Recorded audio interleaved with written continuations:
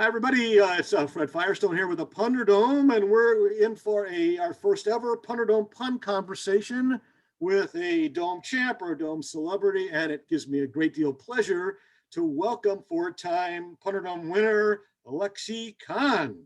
Woo! Welcome, Lexi. And AKA Erika Ettin. Did I get that right, that last one? Okay, good. Yeah, All right. Ettin. Anyway, just a little background on Lexi. She achieved her first Punderdome victory on the 4th of February, 2020. And she has set, I determined this, a record since she's done the virtual dome. She has won 3 in a row, top spot, 1029, 1119, and 1210. 3 in a row, top spot, never been done before. So congratulations on being such a famous and impactful Punderdome champ, and welcome. Thank you. Yay. I'm flattered and honored. Well, we'll see what you'll be saying at the end of the 15 minutes. Anyway, so just give us a little background first. What inspired you? Early inspirations, people inspirations. How did you accumulate this proclivity, this ability to pun? What do you attribute it to? You know, I was thinking about that because I figured you would ask. And I wish I had some concrete answer, like I heard puns and then I fell in love. But I don't know exactly when I realized, I like this and I'm good at it. Because to be perfectly honest, growing up, my verbal skills were never as good as my math skills. Like I always loved math and science, and in school, I excelled at math. And like, I remember when I took the SATs in high school, like my verbal was way under my math. And so, and you know, I always wanted to be a big reader, and I like to read. I just don't always make the time to do it. So I'm not sure. But then I don't know if you remember on Facebook, maybe 15 years ago, there was this thing like 25 things you should know about me. And I pulled it up, I don't know, a year or two ago to see what I had said 15 years ago. And one of my things said, I am the pun queen. And I thought, okay, so at least 15 years ago, I knew I was good at puns, well before I knew a competition was a thing. So in answer to your question, I don't know. I think I like that it's like a math problem. Yeah. Like when you take a word apart and rearrange it differently, it's like a puzzle. And I've always loved puzzles. And I think that's what I like about puns so much. You can sort of take it apart and put it back together differently, and it makes something new and exciting. Interesting. Well, you do that so well. We'll talk about that a little bit. Tell me a little bit, though, about your dad. I know you had indicated to me that he was prolific at dad puns. Do you think that influenced you, or did that pull you away from wanting to do more puns? It makes me laugh. I don't think it pushed me in either direction. And I don't remember him doing it growing up. It's more now as an adult. I get these voicemails from my dad. And it's funny because historically, he was never big on phone calls until probably the last 5 years. And so still, whenever he calls, I answer by saying, what's wrong? Because I don't know why my dad is calling, you know? And he'll already be laughing at his own joke when he calls. Like, he'll be like, oh, guess what? You know, the window guy came and he installed our windows, but they didn't work. He put in champagnes, and he's laughing before I can even hear what the heck he said. And then I hear my mom in the background being like, Marty, what are you doing? She's busy. Yeah. I got it. So he's the punter and she's the eye roller in the background. Yes, although my mom is really good at puns. She just, I think she censors. She picks the good ones where my dad doesn't really censor. He just does all of them. And like there might be 1 in 10 really good ones. Good. Let's talk about your Punderdome experience. When did you start? And then we're going to want to talk particularly about that wonderful night for you, the 4th of February, 2020. But give us a little background. When did you start doing the Dome? I was trying to remember a few years ago. I didn't know it existed until maybe 2017. And it wasn't until someone sent me an email that there was a pun competition in Washington, D.C. And I was like, how is this a thing? How did I not know about it? And why am I not in it? So I signed up for the one in DC, And then curiosity, got the better of me, and I started Googling pun competitions, and I found Punderdome. And I thought, well, I'm in New York all the time. Why not? So I went, and I remember when I watched the first one, Sam Corbin won, and I was in awe. I still remember the pun she made that made me think, oh my God, this is other level. It was on fallopian tubes. And she was like, something about my fellow peons. And I'm like, oh my God, I need to get to that level. And so When was that ballpark? Do you remember when that was? 2017 or early Okay. 18, All right. a few years ago. And Okay. so I competed a few times, and I had to convince you, Fred, that I was good enough to try again, because I did not make the first round, or I didn't make it past the first round the first time, maybe even the second. And you had a hard and fast rule, which I respect. If you don't make it past the first round, you can't compete again. And I knew I could do it. Yeah. But you didn't know. Nobody knew. I knew.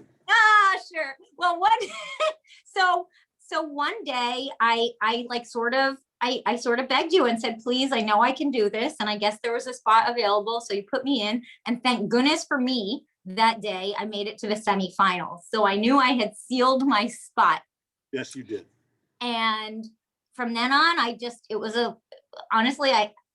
it means a lot to me. It was a life goal of mine to win the Punderdome. And I honestly didn't know if it could ever happen. I made the semis, I think 2 or 3 times without getting to the finals. And I kept getting close, but always the bridesmaid, never the bride. So finally on February 4th, I was like on another planet. It was very surreal to me, because I like the finals more. I like the head-to-head more than I consider it like tennis. Like in tennis, I tend to psych myself out sometimes. There's too much time to overthink hitting the ball. That's why I'm better at ping pong, because there's no reaction time. And I like the head-to-head puns better because I can't overthink it. You just say what's, so I had never done it before on a Punderdome stage. And it was like the best thing ever. Let's throw deep on that ping pong match you had on the 4th of February 2020. Now, it was you against Homestar Punter in the finals at the time. Now, I looked this up. Homestar Punter had 32 wins, #1 on the all-time Dome leaderboard. And there you were. We got a great video of this. I reviewed it. It was amazing. Were you nervous? What was your thoughts going into that you were facing none other than the freaking Homestar Punter? Did you were you anxious? Where were you at? I didn't think about who I was competing against. It was more, I was in awe that I was in the finals. So it was less competing against her, and it was more just making sure I showed what I can do. So it could have been anyone up there. I'm thrilled it was her, because, well, 1, it's nice to beat the champion, but 2, I really like her. So so it was more just, I hope I can hold my own. I hope I can really show them what I can do on my feet, because it's a different skill. And I was really proud that night, really proud. What are some Kodak moments from that night that you remember? Do you remember when we announced, when it was clear that you had beat her, that when you first heard the crowd response? Or what do you remember about that night that really will stay with you for a long time? I knew I beat her but to be honest, I didn't care, because once I had made it to the finals, that was sort of the dream. So it was just icing on the cake that I won. But so we did our round of celebrities and movies, which that's like not my best. I'm just like not good with pop culture sometimes. So, but then when everyone yelled 2 more minutes and you gave us countries of the world, I knew I had it when she said something about Spain, like something you're a Spain in the neck. I don't remember. And I was about to use Spain. So in your head, you go, oh my God, I hadn't thought 2 in advance, So I just pictured the map, and I pictured Portugal. And interestingly enough, I had just been to Portugal the week before. I don't know that you knew that. I'm lucky. I got a vacation in before COVID, and I had been to Lisbon. And so I just thought of the map, and I went up to her and put my arm around her when that was still allowed. And I said, I support Portugal. And the crowd just went wild. Amazing. And I knew at that moment I was done. Yeah. I had it. Interesting. Well said. I want to pick up on something now, and I want to jump around a little bit. But right now we've been in the virtual arena, and we're probably going to be there for a while. I mean, who knows? But what you told me when the crowd went wild. I mean, that inspired you. Of course, we don't have a crowd to go wild in the virtual arena. Yeah. Does that make a difference in terms of your energy, or you're able to do what you need to do? It definitely makes a difference, because it's always nice to have the positive reinforcement of the audience. You have to rely on yourself and your own skills now to know that you did a good job. Like, I'll finish the 1.5 or 2 minute set now and know, like, I'm very self-aware. I know when I do well and I know when I don't. And I'm very able to say I was the best this round, or I was second to last this round. I always know where I'm going to fall before the results come in, because I can self-assess. Right. And so you need that skill in order to do it online, or else you're just kind of like flailing around. So yeah, so I can tell, and it's a good exercise in just practice. But no, I mean, I'm not going to lie, it's not as fun when you don't have an audience there cheering you on. Speaking of fun, let me transition a little bit. Now there's a word on the street. I can't, it's not necessarily my perception, but word on the street that at one point in time, let's kind of come up with the right word, sexual innuendo played a part in terms of your punning. Did it at one point, and your thoughts on that? Yeah, so sex sells. But I realized over the last year that sex jokes sell in person a lot more than they do online. And I don't think that's actually a function of in-person versus online. I think it's a function of who comes to a live show at Littlefield in Brooklyn versus who is able to watch a show on Zoom.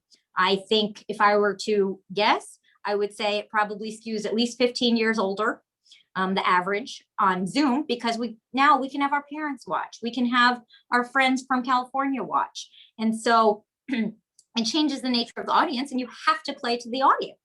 And so the first virtual dome, I think a few of us probably still made sort of a sexual reference, and it's hard to say because you don't hear the reaction, but it didn't go over.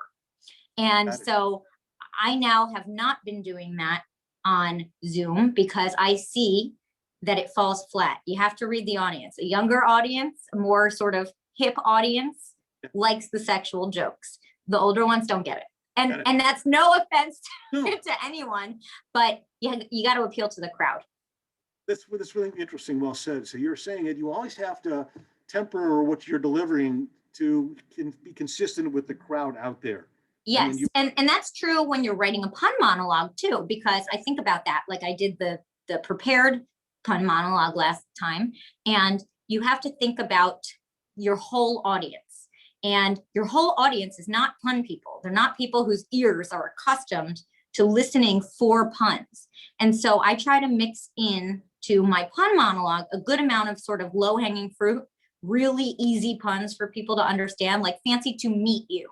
Okay, people understand that meat can be meat, or meat like a steak that you eat, or something like that. Like, you're a boar. Well, boar is an animal, and also B-O-R-E. But then you can also throw in really interesting ones, like I'm prosciutto. I like shoes. I'm pro shoe, and prosciutto is ham, and it's delicious. Yeah. But that's besides the point. So you have to play to all the audiences. Interesting. Well done. Well, I want to pick up on your style. Again, going back to the record that you set, the 3 domes in a row, top spot. You have, and I guess my observation, I've told you this, amazing fun and energy. You're not reading the cue cards. You're having a lot of fun, and that's very evident. So fun. What would you attribute your success, your virtual success to? And that's significant, really. You are and you've done amazing. I've learned a few things doing it virtually and just doing it in general.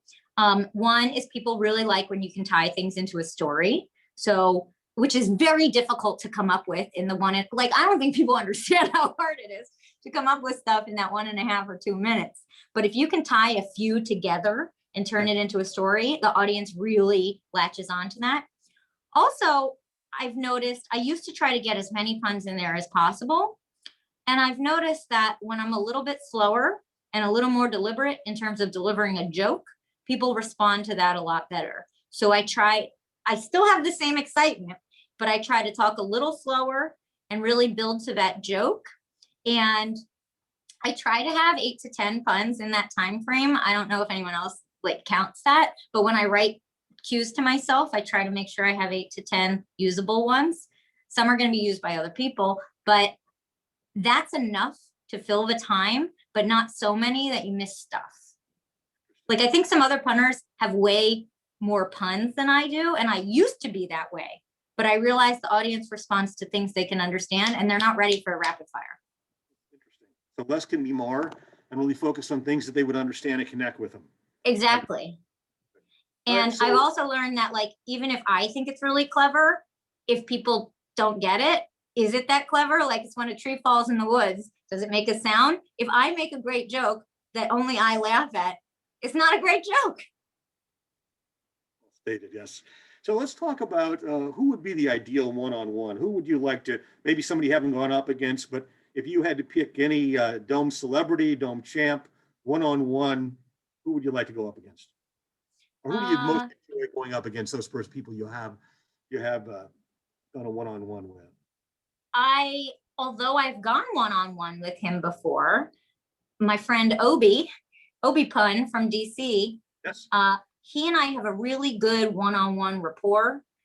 It's quick, and I love going one-on-one when it works off of the other person. So rather than it being the person thinks of it and says whatever the heck they want, if they can respond in a pun, that's better. And he and I have a really good back and forth, but we've practiced together before, so that's no surprise. But to date, he's my favorite to go up against because he's so quick. I don't know. I mean, I could say Jersey just because he's so good, but I would say, I mean, anyone is so, I'm lucky to go against anyone. You know, it's an interesting observation, though. You know, you're right. When we do the pun off, it's just we go back and forth, but to be able to engage in an interaction the same time when puns, that adds to the value concept. It really does, because it shows you're both listening and Yes. making a good pun versus just kind of closing yourself off, making a pun, closing yourself off and thinking. And it's two different skills, and it's a lot to manage. Yeah. I think it's interesting too, is my observation, and consistent with what you said, if you can come up with a pun in response to what your opponent stated, you add value to your proposition. You've got more value, even though the pun is good, it's better because you picked up where they left off. Absolutely. And it doesn't even have to be as clever a pun if you're saying one in response. Right. I mean, I've seen the audience go nuts over what I don't find to be particularly special puns, but because they were listening. Interesting. By the way, for the record, that was October 29th when you and Obi Pun went at it. And again, that was your first virtual win. So Yes, it was. And I was so happy that it was with him because, I mean, he and I have competed against each other, with, whatever you want to call it, for years, just not in this setting. And it was so exciting. And I know how badly he wanted to win because it was just how badly I wanted to win. we're going to wrap up here, but any parting pun comments or thoughts about your experience with the Punderdome or other pun activities you're involved with? I know you do Monday Pun Day. Anything you want to share with us? Yeah, I mean, I guess when I do something, I go all in because I do everything pun related now. I host on Facebook every Monday Pun Day, which I didn't realize meant so much to people. But I guess people really need something to look forward to on Mondays, especially in COVID, because, you know, we all need stuff to look forward to. And I didn't realize how big it was until I was walking down the street maybe a year ago, and I ran into somebody I knew, and he goes, "Hey, Erika, happy Monday Pun Day." And I'm like, "Oh my God, I made it." I've been involved in a few other pun competitions. I do this UK pun off once in a while. It was just fascinating because they love a good dad joke, what I call a dad joke. It's less like clever puns and more just like a dad joke punchline, which I need to write a bunch in the next hour. I don't know. I just love it. I just love that I have found people who don't only not roll their eyes, the double negative, but who don't not roll their eyes, but who actually get excited and applaud the skill of making a pun. I so agree. It took me a while to figure this out, but we have really transitioned the body part. I think conventional wisdom that puns were dad jokes and it was an eye roll. We have moved from the eye to the side. Fair? Instead of an eye roll, of a side split. I like that. That's cute. Thank you very much. It took me 3 months to I always say, what do I say? Grown people, pun people. Now I'm going to forget what I said. It's on my Facebook page. Yes, you said to me, grown people make puns and pun people make groans. Yeah, I love that. Anyway, that's great. Yeah, it just makes me really happy. And it shows that, I know some people say puns are the lowest form. I think that's just their jealousy because they can't make puns. I think sarcasm is the lowest form of humor, but that's just my opinion. I think because of you and others have upped the game. And I want to say thank you to you for what you have done to push the envelope of joy in these times that can be easily characterized as not joyful. So thank you. And thanks for hanging out with me today. And we'll look forward to seeing you at the next Punderdome. Anytime. This means more to me than you know. It's really an honor. Take care. All right. All the best. Bye-bye.